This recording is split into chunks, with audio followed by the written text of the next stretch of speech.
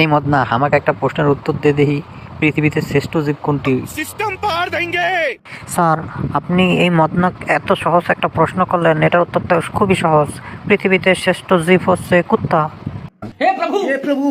এই মদনা, তুই সকালবেলা কয় জিবার বাবা খাইছিস? হ্যাঁ, এই সহজ প্রশ্নের উত্তর জানিস না? পৃথিবীতে শ্রেষ্ঠ জীব হচ্ছে মানুষ।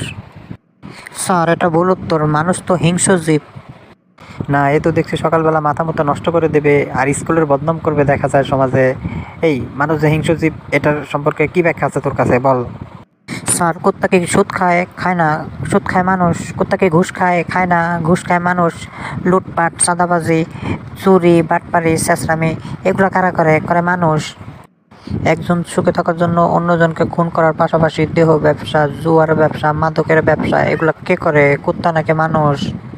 আর শুধুমাত্র নিজে বেঁচে থাকার জন্য সব ধরনের প্রাণীদেরকে হত্যা করছে, যেমন গরু, ছাগল, মুরগি, মাছ, কাঁকড়া, কুত্তা, বিলাই, ইঁদুর, পাখি সহকারে সব ধরনের প্রাণী হত্যা।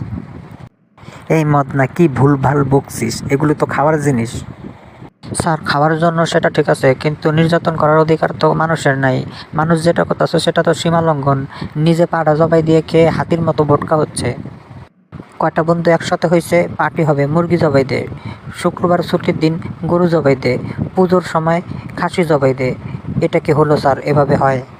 এই মদনায় তুই থাম, তুই আমার কাছে শিখতে আসছিস আর তুই আমাকে শিখাচ্ছিস। এখনই ক্লাস থেকে বের হয়ে যা, যা।